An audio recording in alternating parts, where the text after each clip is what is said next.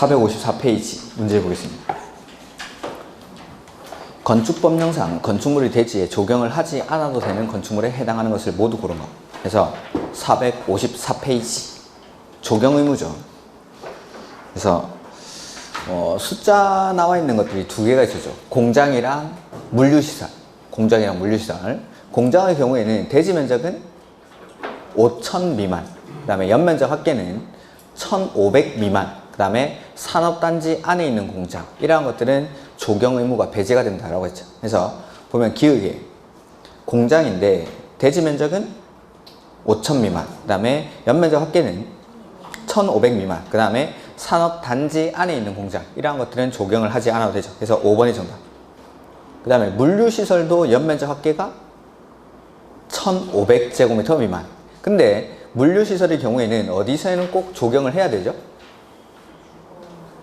주거지역이랑 상업지역에서는 조경 의무가 배제되지 않습니다. 주거지역이랑 상업지역. 그 다음에 이번에 공개공간을 설치하여야 하는 대상지역에 해당하는 것은, 공개공지는 모든 상업지역, 준주거, 준공업, 그 다음에 일반 주거지역에다가 공개공지를 설치하죠. 그래서 전용주거지역 아니고 일반 주거지역, 이게 정답. 그 다음에 3번 공개공간을 설치해야 하는 건축물에 해당하지 않는 것. 1번에 일반 공업지역, 일단 틀렸죠. 일반 공업지역. 일반 공업지역은 설치 대상 지역이 아니니까. 그 다음에 종합병원, 이것도 틀렸죠. 설치 대상 건축물은 종훈아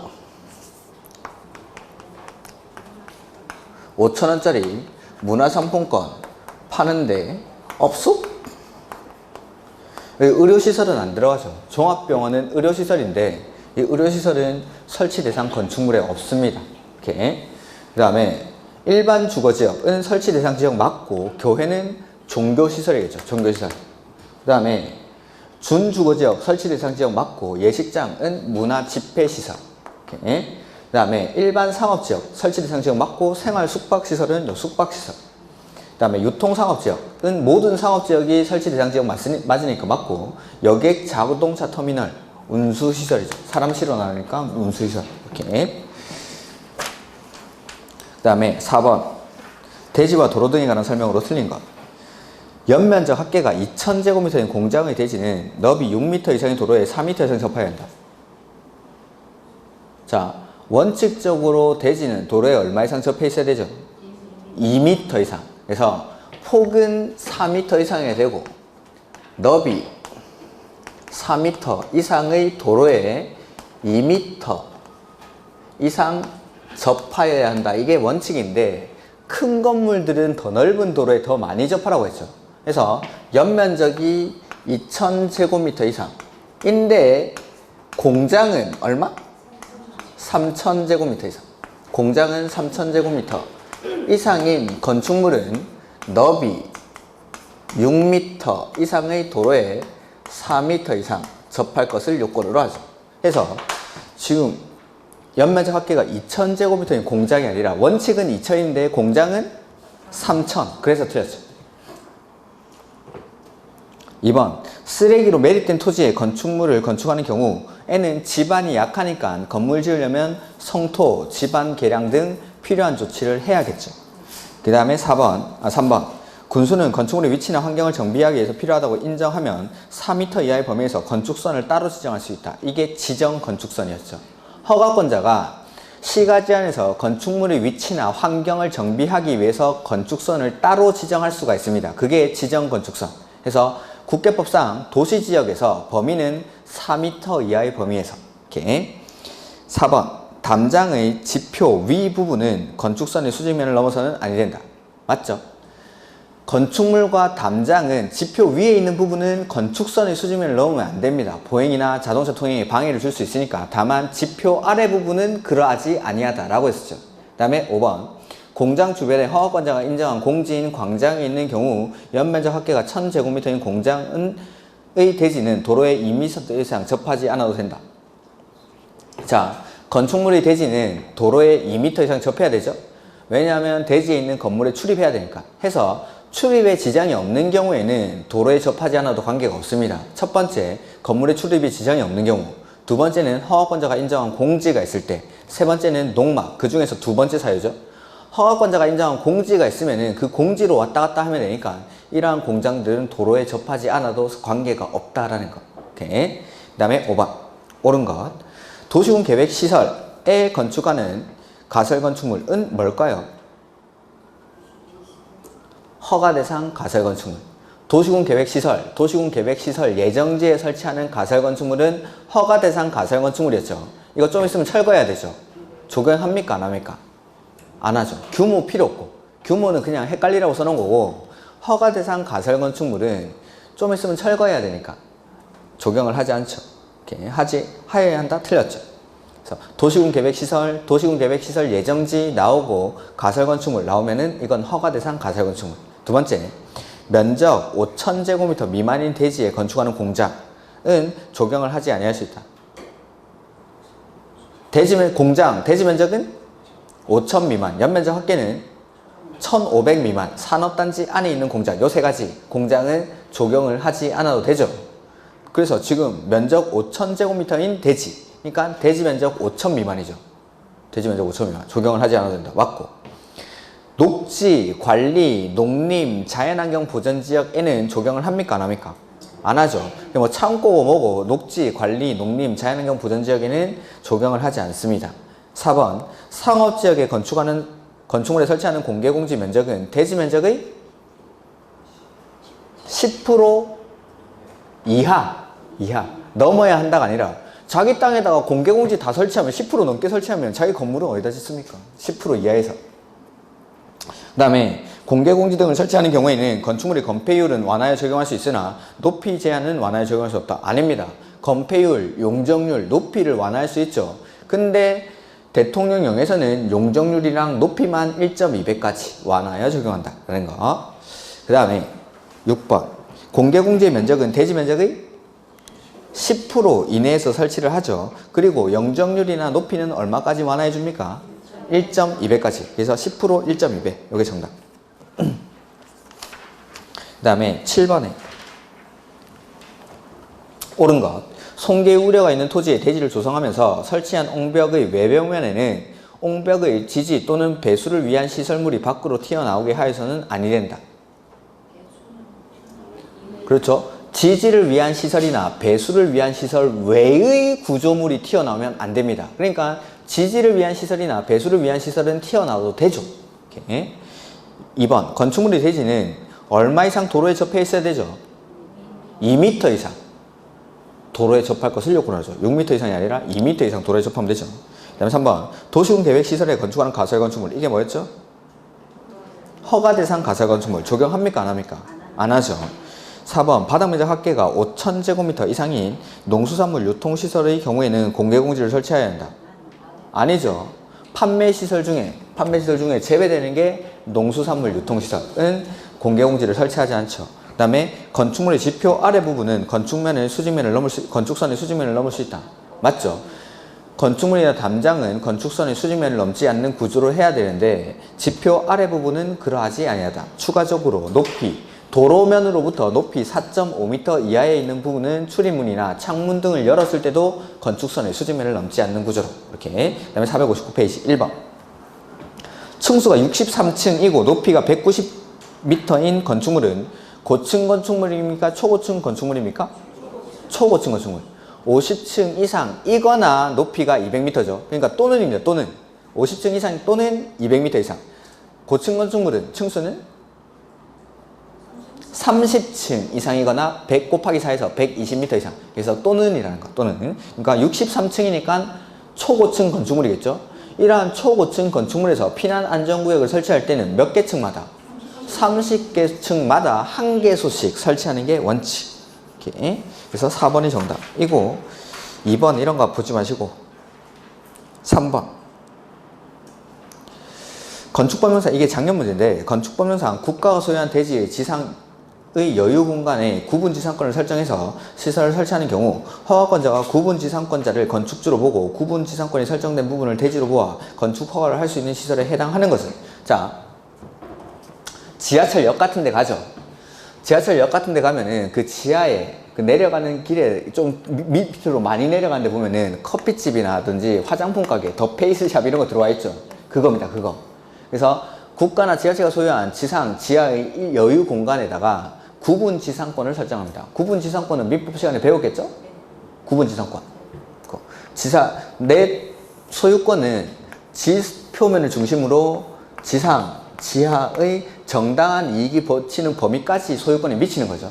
근데 내가 안 쓰는 지하 공간의 일부를 구분 지상권, 지상 공간의 일부를 구분 지상권을 설정해가지고 다른 사람한테 쓰게 해주는 거. 이걸 구분 지상권이라고 하는 거죠. 그래서 국가지자체가 소유한 토지의 지상, 지하 일부 여유 공간에다가 구분 지상권을 설정해서 구분 지상권이 설정된 부분, 여기를 대지로 보고 구분 지상권자를 건축주로 봐가지고 허가를 내줄 수가 있습니다. 그 시설에다가 설치할 수 있는 시설은 나오는데 이거는 조금 어렵게 나온 겁니다. 어렵게. 그래서 보시면은 해설에 1종 근생, 2종 근생, 문화집회시설, 의료시설, 교육, 연구시설, 노유자시설, 운동시설, 업무시설 이러한 것들을 설치하게 해줍니다. 사무실 같은 것도 가끔 들어가 있는 데 있습니다. 좀 큰데 이렇게 가보면 지하상가 같은 거 많이 설치되는데 그런데 근데 2종 근생 중에는 총포 판매소, 장의사, 다중생활시설, 제조업소, 뭐 단란주점, 알람마 시술소, 노래연수장 이런 것들은 안 되고 문화집회시설 중에는 공연장이나 전시장만 허용합니다. 공연장이나 전시장만. 그래서 거기 보기에 보시면 4번에 문화집회시설 중 공연장이 허용이 됩니다. 이런 것들은 조금 이제 대통령 영에 나오는 내용인데 조금 어려운 내용입니다. 이런 것들 다 외울 수는 없고 해서 지상, 지하, 여유 공간 일부에다가 구분 지상권을 설정해가지고 주민 편의생활시설 같은 것들을 설치하게 해줍니다. 1종 근생, 2종 근생, 뭐 문화집회시설 중에는 공연장이랑 전시장. 그래서 거기 뭐 지하에 내려가면 가끔 공연하고 있고 아니면 뭐 전시물 그 미술 작품 같은 거 막 전시해놓고 이런 데 있죠. 그런 것들이라고 생각하시면 됩니다. 이렇게. 그다음에 462페이지.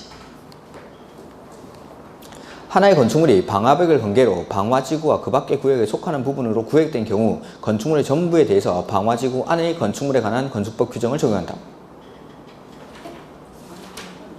그렇죠. 방화벽으로 구획이 돼 있으면은 방화지구에 대해서는 그대로 방화지구에 관한 규정을 적용하지만 방화지구가 아닌 곳에 대해서는 그러하지 아니하다. 이렇게.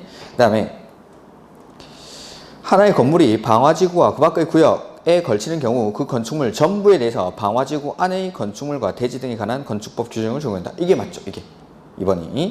그 다음에 대지가 녹지지역과 관리지역에 걸치면서 녹지지역 안의 건축물이 칠학지구에 걸치는 경우에는 건축물과 대지 전부에 대해서 칠학지구에 관한 건축법 규정을 적용한다. 이런 규정은 존재하지 않습니다. 건물이 방화지구에 걸치는 경우 이런 규정은 있지만 칠학지구에 걸치는 규정 이런 건 없습니다. 규정 자체가. 4번 시장 우수는 도시 관리를 위해서 필요하면 가로구역별 건축물의 높이를 시, 군, 조례로 정할 수 있다. 조례로 정할 수 있는 거는 특별시랑 광역시에서만. 원칙 가로구역별 건축물의 높이는 허가권자가 심의를 거쳐 지정하죠. 근데 특별시나 광역시에서는 가로구역별 건축물의 높이를 특별시, 광역시 조례로, 시, 군이 아니라 특별시, 광역시에서만. 특별시, 광역시에서만. 상업지역에 건축물을 건축하는 경우 1조의 확보를 위해서 건축물의 인접대지 경계선으로부터 1.5m 띄어서 건축해야 한다. 높이 제한은 아까 전용 주거지역이나 일반 주거지역에서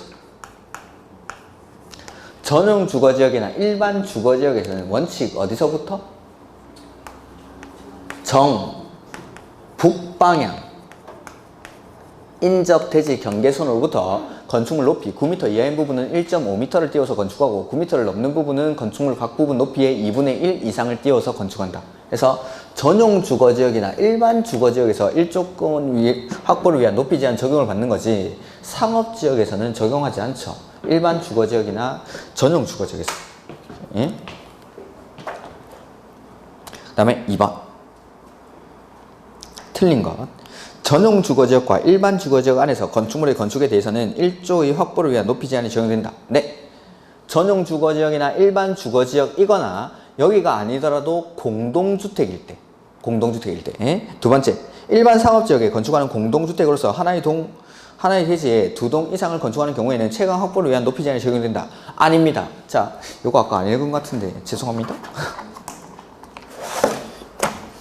이건 중요한 건데 하나 그냥 빼버렸구나. 324페이지.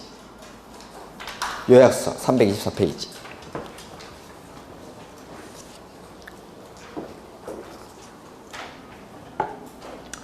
아까 공동주택에서의 높이 제한은 가로 3번에 아까 325페이지 가로 3번에 2층 이하로서 8m 이하인 건축물에는 적용하지 않는다. 않을 수 있다. 이것만 봤죠. 근데 이거 또 중요한데 324페이지 그 공동주택 바로 밑에 공동주택은 일반 상업지역과 중심 상업지역 안에서 건축하는 경우를 제외 거기 밑줄. 그러니까 자 다시 한번 해보면은 건축법에서 높이 제한 크게 가로구역 안에서의 높이 제한이 있고 1조 등의 확보를 위한 높이 제한 이렇게 두 가지로 나뉩니다. 그리고 1조 등의 확보를 위한 높이 제한은 첫 번째가 전용 주거지역이나 일반 주거지역에서의 높이 제한 그리고 지금 보시는 공동주택에서의 높이 제한. 그래서 이게 아까 했던 거 가로구역 안에서의 높이 제한은 허가권자가 가로구역별로 건축물의 높이를 심의를 거쳐서 건축인의 심의를 거쳐서 지정할 수 있습니다. 근데 같은 가로구역 안이라도 건축물의 용도나 형태에 따라서 높이를 다르게 정할 수도 있죠. 그 다음에 가로구역 안에서 높이를 완화할 필요가 있다고 인정하는 대지에 대해서는 심의를 거쳐서 높이를 완화할 수 있습니다. 그 다음에 가로구역 안에서 특별시나 광역시에서는 특별시, 광역시 뭘로? 조례로 높이를 완화할 수가 있다라는 거. 높이를 정할 수가 있다. 그 다음에 1조 등의 확보를 위한 높이 제한. 이거는 전용 주거지역이나 일반 주거지역. 여기서는 원칙이 정북방향 인접 대지 경계선으로부터 건축물 높이 9m 이하인 부분은 1.5m를 띄워서 건축하고 9m를 넘는 부분은 건축물 높이 각 부분의 2분의 1 이상을 띄워서 건축한다. 이게 전용 주거지역이나 일반 주거지역에서의 높이 제한. 근데 예외적으로 정남방향부터 띄우는 경우가 있었죠. 그 다음에 공동주택에서의 높이 제한은 뭐 각 동별로 얼마를 띄우고 이게 나오는데 그건 됐고 이 공동주택이라 하더라도 중심 상업지역이나 일반 상업지역에 있는 공동주택은 적용을 하지 않습니다. 중심 상업지역이나 일반 상업지역은 제외합니다. 그러니까 내가 햇빛 보고 살고 싶으면은 전용 주거지역이나 일반 주거지역에 살든지 아니면 공동주택에 살면 되는데 이 공동주택은 중심 상업지역이나 일반 상업지역 이런 데 있을 때는 이 1조 등의 확보를 위한 높이 제한을 적용을 받지 못합니다. 그러니까 중심 상업지역이나 일반 상업지역에 있는 공동주택 같은 거 있습니다. 주상복합 같은 거 상업지역에 짓죠. 그런 것들은 동과 동 사이 거리가 되게 가깝습니다. 타워팰리스 같은 거 이런 것들 그 주상복합이죠. 타워팰리스가 그런 것들 동과 동 사이가 되게 가깝습니다. 이게 공동주택이 있기 때문에 일반 상업이 아니라 중심 상업지역에 있는 거 이런 것들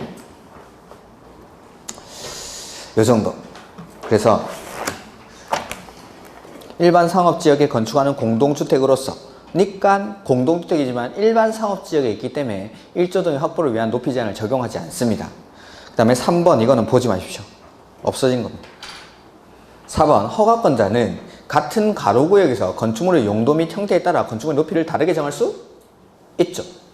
다르게. 그 다음에 5번 허가권자는 가로구역별 건축물의 최고 높이를 지정하려면 심의를 거쳐야 한다. 네, 심의를 거쳐서 가로구역별 건축물 높이를 정합니다. 이렇게. 그 다음에 3번 문제. 건축법령상 대지 면적이 160제곱미터인 대지에 건축되어 있고 각 층 바닥 면적이 동일한 1층, 지하 1층, 지상 3층인 하나의 평지분 건축물로서 용적률이 150%라고 할 때 이 건축물의 바닥 면적은 얼마인가?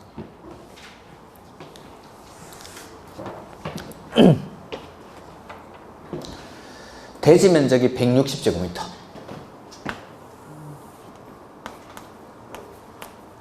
이고 지하 1층, 지상 3층, 바닥 면적은 동일하다라고 돼 있죠. 그리고 용적률이 150%입니다. 용적률 150%는 대지 면적 160제곱미터 분의 뭐죠? 위에는? 용적률은 대지 면적 분의 연면적. 이렇게 물어보면 알면서. 그러면 이 건물의 연면적을 구해야겠죠. 그러면은 150%라는 건 대지 면적에다가 얼마를 곱하면 됩니까? 이거 두 개 주어졌으니까 우리 연면적 이 x값을 구할 수가 있죠. 1차 방정식이죠. 어떻게 구합니까? 160에다가 얼마 곱해주면 되죠? 1.5. 용적률이 150%라는 거는 1.5배. 대지 면적의 1.5배만큼을 건물의 용량으로 쓸 수 있다. 200%면 2배, 300%면 3배, 500%면 5배 만큼을 건물의 용량으로 쓸 수 있다라고 했었죠. 그러면 대지 면적에다가 1.5를 곱해주면 연면적이 나오죠. 그러면 연면적은 240. 이 240이 이 건물의 연면적이죠. 연면적은 각 층 바닥 면적의 합계. 그러면은 이 240을 얼마로 나눠줘야 됩니까? 지하층은 연면적 산정할 때 포함이 안 되니까 위에 3개 층의 바닥 면적을 합한 게 이 연면적이겠죠? 그러면 240을 3으로 나누면 바닥 면적은 80.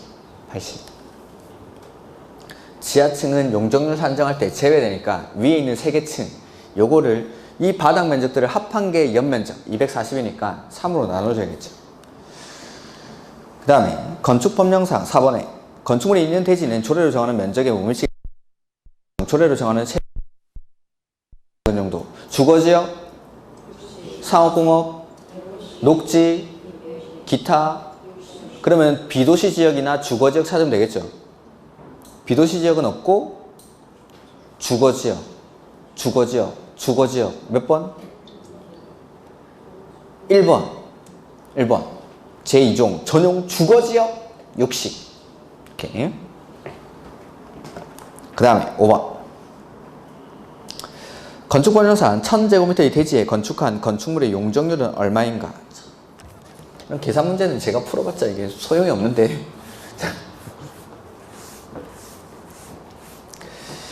하나의 건축물로서 지하 2층, 지상 5층으로 구성되어 있으며 지붕은 평지붕인 건축면적은 500이고 지하층을 포함한 각 층의 바닥면적은 480제곱미터로 동일함.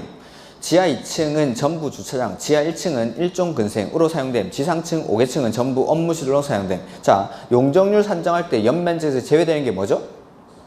지하층, 그리고 지상층으로서 부설주차장, 피난공간, 대피공간. 지금 지하층밖에 없고 나머지 뭐 지상층에 부설주차장 이런 거 없죠? 없으니까 지상층에서는 뺄 거 없고 지하층만 빼면 되겠죠. 그 다음에 건축법령상 대지가 1000제곱미터죠. 1000제곱미터가 대지인데 지금은 용적률을 구해야 되죠. 1000제곱미터 대지에다가 이 건물의 연면적을 우리가 구해야 됩니다. 연면적. 용적률 산정할 때는 지하층 빼고 지상층의 각 층 바닥 면적 합계가 연면적이죠. 각 층의 바닥 면적이 480. 건축 면적을 곱하면 안 되겠죠. 바닥 면적 480 곱하기 5를 하면 되겠죠. 지상층이 5개층이니까. 그리고 주차장 없으니까 싹 다 곱해주면 되죠. 곱하면 2400. 그러면 여기 2400에다가 곱하기 100을 하면은 용적률이 나오겠죠. 얼마입니까? 240%. 240%. 오케이. 그러니까 계산 문제에 나왔을 때 용적률이 거의 대부분이 나옵니다. 용적률이. 근데 함정파는 거는 지하층, 그 다음에 지상층의 부설주차장 이런 것들. 그 이상은 초고층 건축물이 되려면 60층까지 써야 되니까 그거는 안 합니다.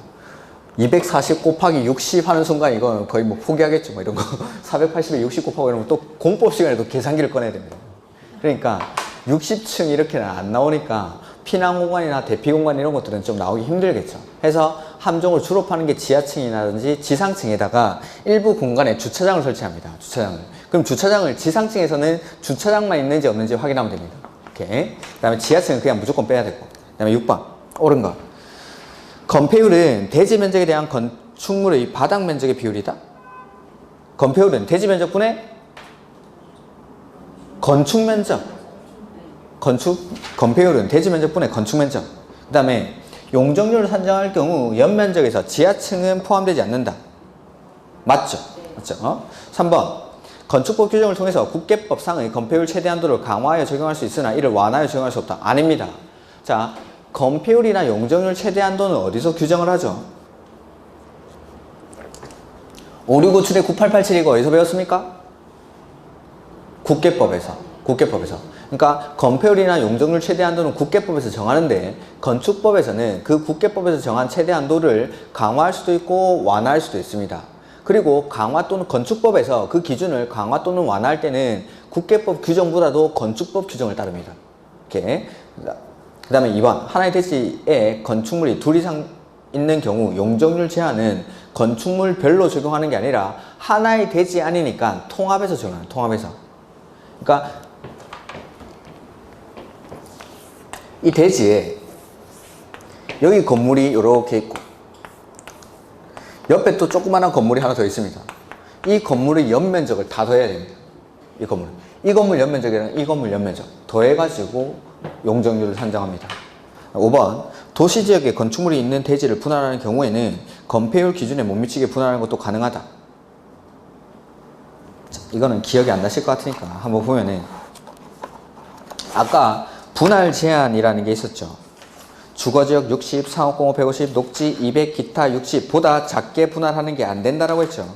그 다음에 그 옆에 317페이지 요약서의 317페이지 그 위에 보시면은 관계 규정에 따른 대지의 분할 제한 이러한 규정들에 못 미치는 분할을 허용하지 않습니다. 첫 번째는 대지와 도로와의 관계, 두 번째 건폐율, 용적률, 높이, 그 다음에 대지 안의 공지 이러한 규정들에 못 미치는 분할을 허용하지 않는다라고 했죠. 저는 했는데 기억이 안 나시는 것 같은데 그래서 오른쪽 316페이지 맨 밑에 있는 거는 주거지역 60, 상업공업 150, 녹지 200, 기타 60에 못 미치게 분할할 수 없고 요거는 이제 규모에 따른 분할 제한이고 그 다음에 이번에 있는 거 요런 것들은 이러한 규정들의 기준에 못 미치게 분할할 수 없다는 겁니다. 그래서 대지와 도로의 관계, 그 다음에 건폐율, 용적률, 높이, 그 다음에 대지 안의 공지 이러한 규정들에 못 미치는 분할을 허용하지 않습니다. 해서 건폐율 기준에 못 미치게 분할하는 것도 가능하다. 안 되죠. 건폐율 기준에 못 미치게 분할할 수가 없습니다. 그 다음에 7번 건축법령상 구조안전 확인 건축물 중 건축주가 착공 신고 시 구조안전 확인 서류를 제출하여야 하는 건축물이 아닌 거 아까 했었죠. 층수는 2층 이상, 연면적은 200제곱미터 이상, 목구조 건축물일 때 층수는 3층 이상, 연면적은 500제곱미터 이상, 건축물의 높이는 13m, 처마 높이는 9m, 기둥과 기둥 사이 거리는 10m. 기억이 안 나시면 다시 보죠. 뭐 기억이 안 날 수밖에 없습니다. 방금 했는데 이걸 뭐 기억하는 게 더 천재죠. 319페이지. 처음 한 번 본 건 안 본 거라고 했죠, 제가. 전에 말했습니까? 한 번 본 건 안 본 거다. 한 번 보고 기억 안 나면 두 번 보고 세 번 보고 계속 보는 겁니다, 계속. 그래서 이런 것들은 뭐 시험에 나올 가능성은 좀 낮습니다. 낮은데 일단 시험에 나왔었으니까. 그래서 319페이지 맨 위에 있는 거죠. 층수는 2층 이상, 연면적은 200제곱미터 이상인데 가로 안에 목구조 건축물은 층수는 3층 이상, 연면적은 500제곱미터 이상, 그 다음에 건물의 높이는 13m, 처마 높이는 9m, 기둥과 기둥 사이 거리는 10m, 맨 마지막에 단독주택이랑 공동주택 이러한 것들은 구조안전 확인 대상 건축물이자 내진 성능 확보 대상 건축물, 그 중에서 1번, 2번은 내진 능력 공개 대상 건축물 이렇게. 그래서 보면 단독주택 문제 467페이지 문제 1번에 단독주택이랑 공동주택은 구조안전 확인 대상 건축물이었죠. 그 다음에 처마 높이는 9m 이상이니까 10m는 맞죠. 그 다음에 기둥과 기둥 사이 거리는 10m 이상이니까 10m도 10m 이상 맞죠. 그 다음에 연면적이 330제곱미터인 2층의 목구조 건축물, 목구조 건축물은 층수는 3층 이상, 연면적은 500제곱미터 이상. 그래서 틀렸고, 다세대 주택은 공동주택이니까 맞죠. 단독주택이랑 공동주택.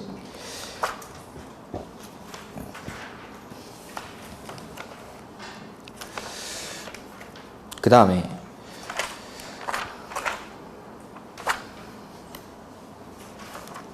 건축협정이라는 게 나오죠. 자, 이거는 제가 수업을 작년까지는 안 했었는데 시험을 계속 내가지고 자, 한번 보죠. 요약서를 좀 보겠습니다. 간단하게. 문제는 따로 풀지는 않겠습니다. 이런 것들은. 328페이지 일단 보죠. 시험에서 자, 특별건축구역, 그 다음에 건축협정, 결합건축, 특별가로구역이라는 게 건축법 저 끝에 가면 있습니다.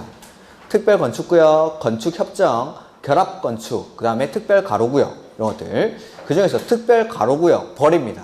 특별가로구역 시험에 거의 안 나오니까. 그 다음에 특별건축구역은 나올 수 있는 것만 보겠습니다. 자, 이런 것들은 뭐냐면은 특별건축구역이죠. 건축법 규정을 특별히 적용을 안 합니다. 야, 이거 네 마음대로 한번 지어봐. 폼 나는 거. 그러니까 국제 행사 같은 걸 하는 거죠. 국제 행사 같은 거 할 때 이 지역을 랜드마크를 한번 지어보는 겁니다. 그러기 위해서 이런 것들을 특별 건축구역으로 지정하고 건축법 규정 일부를 적용 안 할 테니까 네 마음대로 한번 지어보라는 겁니다. 이렇게. 그래서 기준을 없애니까 좀 파격적인 건물들이 나올 수 있겠죠. 그런 데를 특별 건축구역이라고 합니다. 특별 건축구역. 보시면은 지정권자는 국장이나 시도지사가 지정한다라고 돼 있죠. 그래서 대상 지역 보시면은 국장이 지정할 때는 국가가 국제 행사 등을 개최하는 도시 또는 지역의 사업구역. 그러니까 평창 동계올림픽 같은 거 하는 거죠. 그러면 거기다 네 맘대로 한번 지어봐 하는 겁니다. 폼나게. 이렇게 국제 행사 같은 거 할 때. 그 다음에 뭐 부산에서 G20 같은 거 회의 개최했었죠. 그런 데를 이 특별 건축구역으로 지정할 수가 있습니다. 이렇게. 그 다음에 관계 법령에 따른 국가 정책 사업으로 대통령령으로 정하는 사업구역. 이런 것들 외울 필요 없습니다. 근데 거기 329페이지 맨 위에 동그라미 시도지사가 지정하는 경우 그 밑에 제외되는 구역 있죠? 요거는 혹시나 보실 분들 안 보셔도 됩니다. 이거 안 보셔도 되는데 혹시나 보실 분들은 이거 제외되는 구역. 개발 제한 구역, 자연공원, 접도구역, 보전산지 싹 다 개발 안 되는 곳이죠. 여기는 폼나게 한번 만들어봐 이런 것들인데 개발 안 되는 데를 특별 건축구역으로 지정해가지고 개발을 하게 할 수는 없겠죠. 그래서 개발 제한 구역, 자연공원, 접도구역, 그 다음에 보전산지 이런 데는 특별 건축구역으로 지정할 수가 없습니다. 요게 시험에 그래도 가끔 나옵니다. 다음 중 특별 건축구역으로 지정할 수 없는 지역은 이렇게. 그 다음에 특례사항 이런 것들은 됐고 지정 해제 뭐 효과 이런 것들도 됐습니다. 그 다음에 맨 밑에 관계 법령 적용의 특례 나오죠. 특별 건축구역에 건축하는 건축물에 대해서는 다음의 규정을 적용하지 아니할 수 있다 해서 적용 안 할 수 있는 규정들이 너무 많죠. 그래서 아까 지정을 국장이나 시도지사가 한다라는 거, 그리고 일부 건축법 규정을 적용하지 않을 수가 있다 이런 것들. 근데 특별 건축구역을 적용할 수 없는 지역 아까 네 군데, 개발 제한구역, 자연공원, 접도구역, 보전산지 이런 데는 특별 건축구역을 적용할 수 없다는 거. 그 다음에 지정 절차가 나온다면 나올 수 있는데 그냥 이런 것들은 참고로 보십시오. 뭐 심의 거쳐가지고 지정한다는 건데.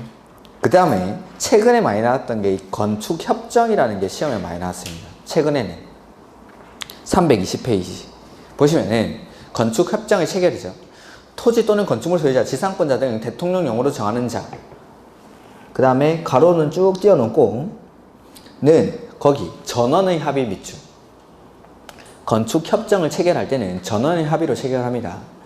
다음에 해당하는 지역 또는 구역에 건축물의 건축, 대수선 또는 리모델링에 관한 협정을 체결할 수 있다. 그러니까 토지 소유자나 건물 소유자들끼리 모여가지고 우리끼리 약속을 하는 거예요. 계약을 맺는 거예요. 계약을. 그래가지고 우리 지역 안에서 건물 지을 때는 이러한 것들은 좀 통합해서 적용을 하자라는 겁니다. 통합해서. 그런 것들이 건축협정. 그래서 전원의 합의로 건축협정을 체결합니다. 그 다음에 봐야 될 건 다른 내용들은 보지 마시고 그 가로 3번에 소유자 등은 건축협정의 체결하는 경우에는 다음의 사항을 그거 말고 그 위에 거 죄송합니다. 가로 2번 위 1의 지역 또는 구역에서 둘 이상의 토지를 소유한 자가 한 명인 경우에도 그 토지 소유자는 해당 토지 구역을 건축협정 대상 지역으로 하는 건축협정을 정할 수 있다. 그러니까 지 혼자서도 할 수가 있습니다. 지 혼자서도. 왜냐하면은 자 건축협정이라는 건 이렇게 있으면은 대지가 이렇게 막 쪼개져 있겠죠. 이런 대지 안에서 일부 규정들을 통합 적용하는 겁니다. 통합 적용. 그러니까 지 혼자서 다 들고 있어도 이 대지 전체에다가 그 규정들을 통합 적용하기 위해서 혼자서도 이거 건축협정을 체결할 수 있다는 거죠. 그래서 어떠한 규정들을 통합 적용하는지를 봐야 되는데 그거는 저 뒤에 나오는 것 같은데 저 뒤에 나오니까 중간에 333페이지 예, 6번 건축협정의 폐지 나오죠. 아까 건축협정을 체결할 때는 전원의 동의로 체결했습니다. 전원의 동의. 근데 폐지할 때는 두 번째죠. 과반수 동의로 폐지합니다. 그 다음에 나머지는 그냥 보지 마십시오, 이거. 나머지는 보지 마시고, 그 다음에 다음 페이지. 334페이지 10번에 건축협정에 따른 특례 나오죠. 특례.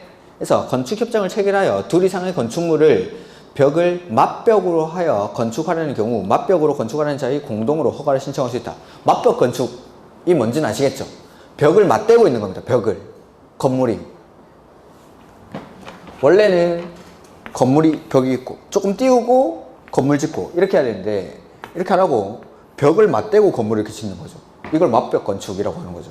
오케이. 그 다음에 개별 건축물마다 적용하지 않고 허가를 신청한 건축물 전부 또는 일부를 대상으로 통합해서 적용할 수 있다. 그 다음에 3번 건축협정 인가를 받은 건축협정 구역에서 인접한 대지에 대해서는 다음의 관계 법령 규정을 개별 건축물마다 적용하지 않고 건축협정 구역 전부 또는 일부를 대상으로 통합해서 적용한다.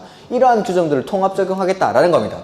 이 대지 안에서 건축협정 구역 안에서는 이러한 규정들을 통합 적용합니다. 그래서 대지 안의 조경, 그 다음에 대지와 도로의 관계, 지하층, 건폐율, 부설 주차장, 그 다음에 개인 하수 시설의 설치, 그 옆에다가 용적률 X. 건폐율은 통합 적용하죠. 근데 용적률은 통합 적용하지 않습니다. 그 다음에 건축협정 구역 안에서는 맞벽 건축을 허용합니다. 맞벽 건축을. 그 다음에 대지 안의 조경, 대지와 도로의 관계, 지하층의 설치. 일정 규모 이상이 되는 건물에는 지하층을 설치를 해야 되는데 이러한 것들을 통합 적용할 수 있습니다. 그 다음에 건폐율, 그 다음에 부설주차장 설치. 이 건축협정구역 안에서는 그러니까 이 사람들이 협정을 맺어가지고 건물을 여기다 몰아서 짓고 주차장은 저 뒤에 공간에다가 일부러 이렇게 땅값이 상대적으로 싼데 사람들이 접근하기 힘든 곳에다가 주차장을 통합해서 이렇게 딱 설치를 하는 겁니다. 이런데. 이러한 규정들을 협정구역 안에서는 통합 적용한다는 거. 아까 그래서 협정을 체결할 때는 전원의 동의로 체결하고 폐지할 때는 과반수 동의. 그 다음에 요거 특례 이 규정들을 통합 적용하는 거. 요것만 기억하십시오. 요것만 기억하는 것도 아니고 안 봐도 되는데 보고 싶은 분들은 딱 요것만. 체결할 때는 전원의 동의, 폐지할 때는 과반수로. 그 다음에 협정구역 안에서는 맞법 건축이 허용이 되고 이러한 것들을 통합 적용한다. 요것만. 그 다음에 옆에 결합건축 나오죠? 다음은 어느 하나에 해당하는 지역의 대지 간 최단거리 100m 이내의 범위에서 대통령령으로 정하는 범위에 있는 두 개의 대지 건축주가 서로 합의한 경우에는 밑줄 용적률을 개별 대지마다 적용하지 않고 통합 적용한다. 그러니까 100m 안에 있는 대지에 있는 용적률을 통합해서 몰아서 이쪽으로 주는 겁니다. 그 학개론에서 혹시 이런 거 배웁니까? TDR? 공중권 뭐 양도 그런 거 있죠? 그거랑 비슷한 거죠. 공중개발권 양도제도? 뭐 이런 거. 모르겠고. 아무튼, 그거는 학개론 교수님한테 물어보고. 그러니까 용적률을 통합 적용하는 거죠. 100m 안에 있는 대지가 이렇게 떨어져 있더라도 내가 쓰는 용적률 있죠. 이걸 이쪽으로 몰빵하는 겁니다. 몰빵. 몰빵? 말이 좀 이상한데. 아무튼, 몰아주는 거죠. 그렇죠. 그래서 이쪽에 쓰는 용적률도 이쪽으로 다 몰아서 이게 엄청나게 높은 건물을 지을 수 있게끔 하는 게 이거, 결합건축이라는 겁니다. 그래서 아까 건축협정에서는 통합 적용하는데 용적률이 없었죠. 결합건축 이게 용적률을 합해서 쓰는 겁니다. 용적률을. 건축협정에서는 건폐율만. 그래서 거기다가 제가 용적률 X라고 써놓은 겁니다. 그 다음에 나머지 막 관리하고 절차 이런 것들은 그냥 보지 마십시오. 나온다면 그냥 틀리시고 336페이지 가로 5번에 가로 4번 먼저 보죠. 결합건축협상서에 따른 협정 체결 유지 최소기간은 30년. 용적률을 몰아가지고 건물 지었는데 바로 폐지해버리면은 초과해서 지은 건물 띄어내야겠죠. 그러니까 최소 유지기간이 30년. 그 다음에 5번에 결합건축협정서를 폐지하는 경우에는 결합건축 체결자 전원의 동의. 아까 건축협정은 체결할 때는 전원의 동의를 체결하고 폐지할 때는 과반 동의인데 결합건축의 경우에는 전원의 동의로 폐지합니다. 이렇게 요 정도만 봐주십시오. 요 정도만. 따로 제가 문제는 풀진 않겠습니다. 이거는. 그래서 1번에 보시면 아까 통합 적용할 수 있는 거 이거 물어보는 거죠. 468페이지. 통합 적용할 수 있는 거. 그래서 건폐율, 지하층, 부설주차장, 개인 하수 처리시설, 그 다음에 그 이외의 것도 통합 적용할 수 있는 거는 그 밑에 368페이지 해설에 나와 있죠. 그 다음에 건축협정 보시면은 1번에 건축물의 소유자 등은 과반수 동의로 건축물에 대한 리모델링을 해서 건축협정을 체결할 수 있다. 건축협정 체결할 때는 전원의 동의, 폐지할 때는 과반수. 근데 결합건축은 폐지할 때 전원의 동의로 폐지합니다. 이렇게 요 정도. 그 다음에 3번 결합건축 이 30회 문제 이런 것들은 보지 마십시오. 그 다음에 그 471페이지 건축분쟁위원회 28회 때 나왔죠. 향후 10년간은 출제가 안 됩니다. 이거. 그 다음에 2번 요거는 잠깐 볼까요? 472페이지 2번.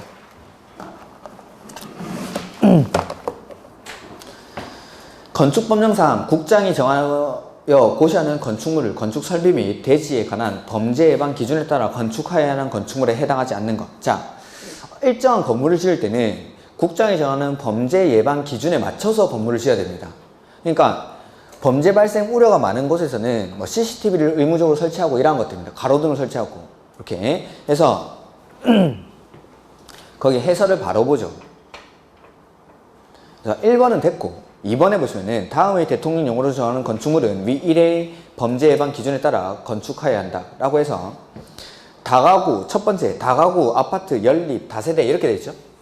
요게 원래는 500세대 이상의 아파트를 지을 때 범죄 예방 기준에 맞춰서 건물을 지어야 됩니다.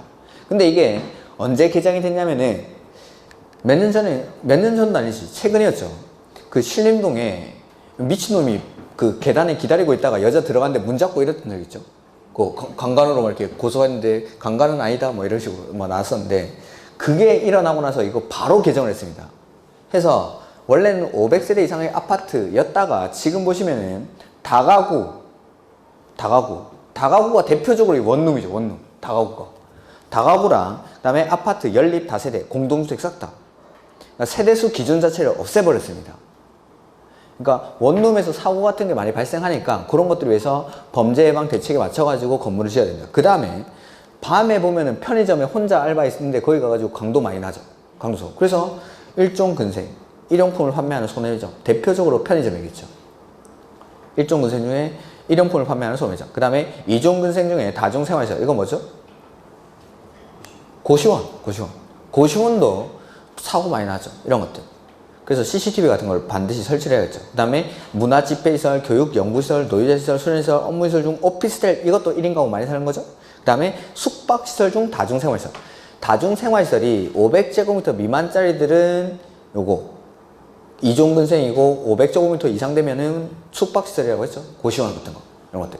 그래서 1인 가구가 많이 살고 범죄 발생 우려가 있는 곳에서는 이런 범죄 예방 기준에 맞춰서 건물을 지어야 됩니다. 그리고 예전에는 500세대 이상의 아파트에만 하다가 다가구 주택 뿐만 아니라 아파트 연립 다세대까지 이런 것들 공동주택은 싹 다 범죄 예방 기준에 맞춰서 건물을 지어야 됩니다. 그래서 뭐 교육연구시설 중 학교, 그 다음에 보기에 보면 일용품을 판매하는 소매점, 그 다음에 이번에 다중생활시설, 그 다음에 숙박시설 중 다중생활시설. 근데 도서관 이런 것들은 제외됩니다. 아닙니다. 교육연구실 중에 학교 이런 것들은 되지만 도서관이랑 연구소 이런 것들은 제외한다라는 거. 그래서 그냥 해설을 좀 봐두시고 맨 첫 번째 다가구 아파트 연립 다세대 세대수 기준이 없습니다. 지금은 500세대 이상의 아파트 이런 거 아니고 그냥 세대수 상관없이 아파트는 무조건 범죄 예방 기준에 맞춰서 건물을 짓습니다. 그 다음에 건축분쟁위원회 이런 것들은 30회에 나왔으니까 향후 또 10년은 안 나올 겁니다. 그 다음에 474페이지 이행강제금. 제가 이거 기본 강의 때 이행강제금을 설명을 안 드렸기 때문에 지금 이행강제금을 보도록 하겠습니다.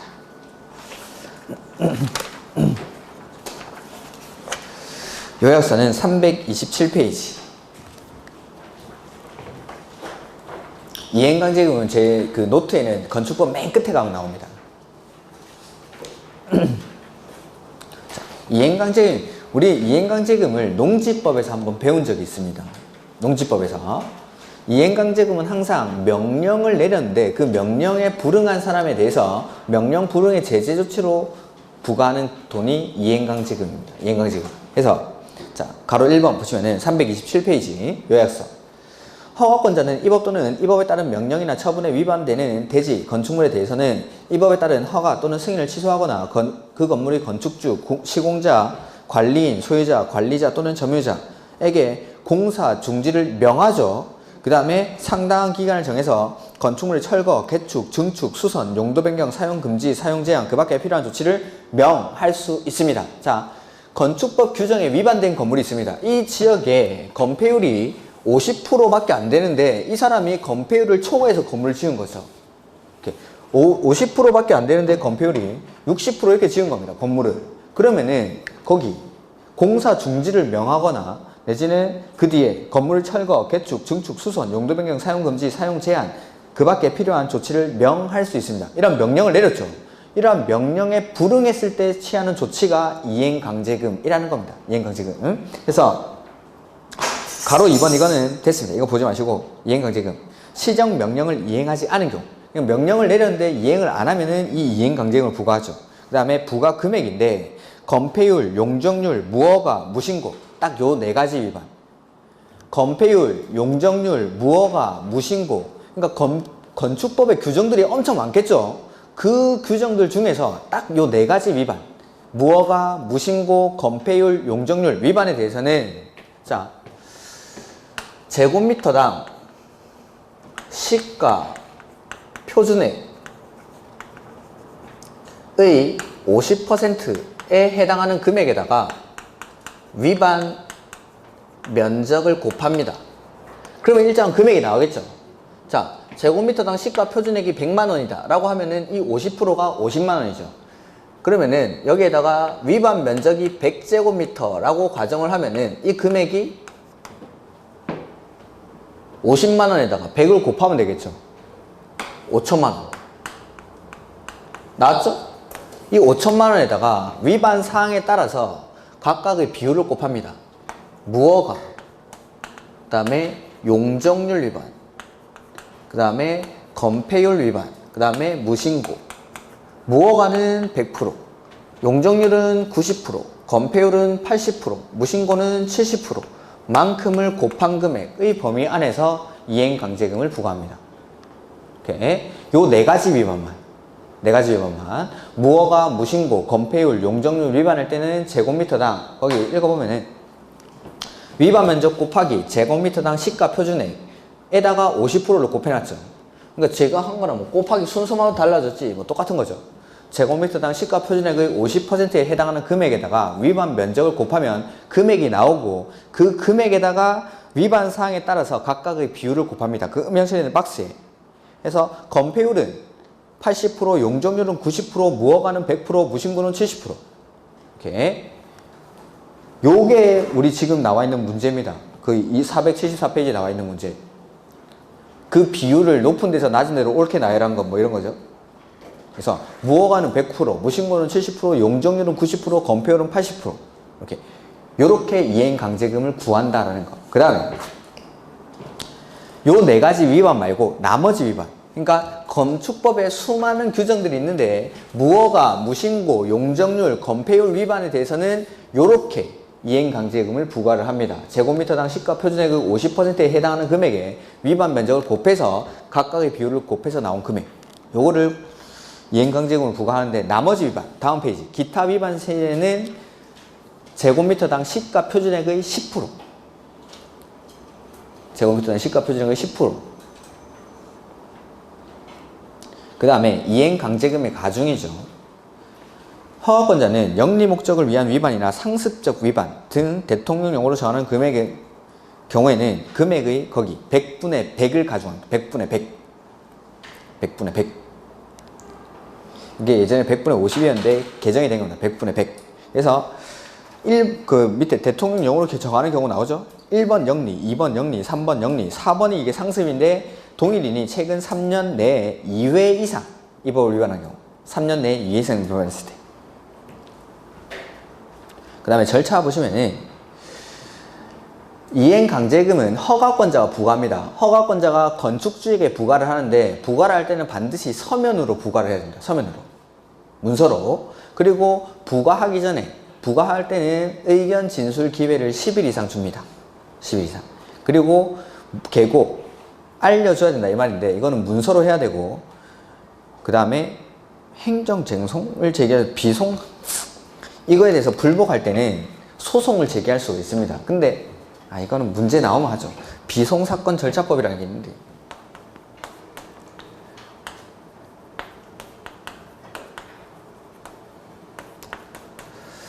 비송사건 절차법에 따라서 소송을 제기할 수가 있습니다. 이것들은 그 다음에 이거 그냥 아예 그냥 문제 나오면 풀죠. 문제 나오면 비송사건 절차법 이런 말 하지 마시고 그냥 이행강제금에 대해서 불만 있는 사람은 행정쟁송을 제기할 수 있다 정도만 기억하십시오. 그 다음에 부과 방법 1년에 몇 회라고 돼 있죠? 요거는 기억. 우리 농지법에서 나왔던 이행강제금은 1년에 1회였습니다. 1년에 1회. 근데 건축법에서는 1년에 2회 이내의 범위에서 조례가 가져오는 횟수만큼 반복해서 계속 부과합니다. 언제까지 부과한다고 했죠? 이거? 이행할 때까지 죽을 때까지 부과합니다. 1년에 2회 이내의 범위에서. 농지법은 1년에 1회. 그 다음에 가맥인데 연면적 60제곱미터 이하의 주거용 건축물은 2분의 1의 범위 안에서 가맥할 수 있습니다. 60제곱미터 이하의 주거용 건축물입니다. 60제곱미터 이하의 주거용 건축물. 이거 말고도 좀 있는데 일단 여기까지 나와 있으니까. 그 다음에 이행강제금은 명령 불응에 대한 제재 조치죠. 그러니까 명령을 이행 안 해서 부과를 한 겁니다. 만약에 명령을 이행하면 새로운 이행강제금의 부과는 즉시 중지하되 이미 부과된 이행강제금은 그대로 징수를 합니다. 이렇게 이런 것들까지. 그래서 지금 474페이지 4번에 나와 있는 문제가 요 비율을 순서대로 나열하는 거입니다. 이렇게. 그래서 이행강제금은 총 농지법이랑 건축법 이렇게 두 번 나오는데 거의 내용은 유사합니다. 내용은. 그래서 명령 불응했을 때 하는 제재 조치가 이행강제금. 조금 쉬었다가 주택법 문제 풀도록 하겠습니다.